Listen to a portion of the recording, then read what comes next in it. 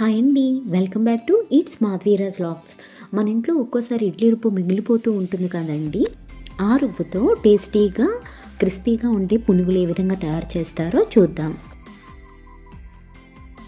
ముందుగా వీటికి కావలసిన పదార్థాలండి, ఉల్లి, అల్లం, కరివేపాకు, పచ్చిమిర్చి, కొత్తిమీర ఇవన్నీ కూడా సన్నగా తరుక్కోవాలి.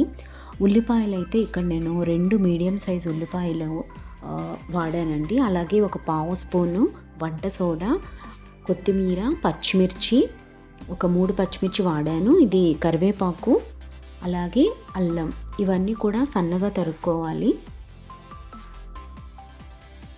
అలాగే 1 స్పూన్ జీలకర్ర, అలాగే కొంచెం పెరుగండి, అలాగే పావు కప్పు మైదా పిండండి,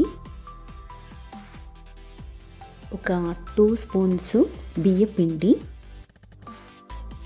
రుచికి తగినంత సాల్ట్, అలాగే 2 కప్పుల ఇడ్లీ రుబ్బండి.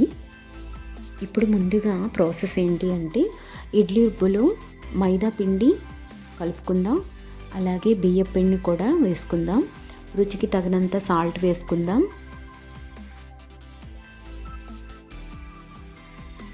ఇప్పుడు వంట సోడా అండి, ఒక పావు స్పూన్ వంట సోడా, అలాగే సన్నగా తరిగిన ఉల్లి, అలాగే అల్లం ముక్కలు,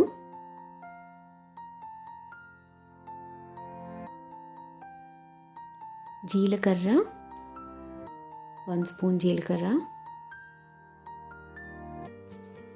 అలాగే కరివేపాకు, సన్నగా తరిగిన పచ్చిమిర్చి,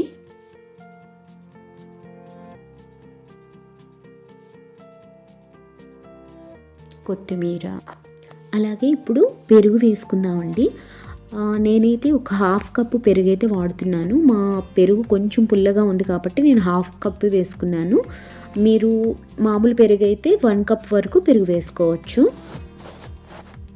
ఇప్పుడు ఈ పెరుగును కూడా ఈ మిశ్రమంలో వేసుకొని ఒకసారి బాగా కలిపేసుకుందాం.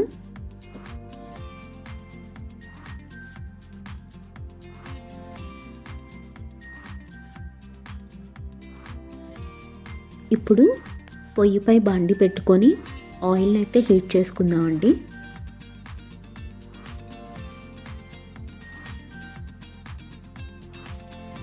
ఆయిల్ అయితే వేడెక్కింది కదండి.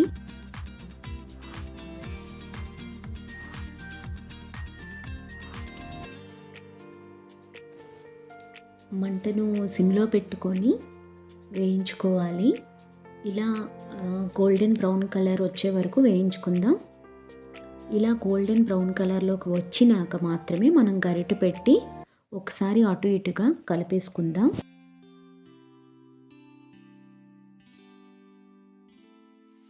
ఇలా ఎర్రగా వేయించినాక మనకి పునుగులు రెడీ అయినట్టేనండి.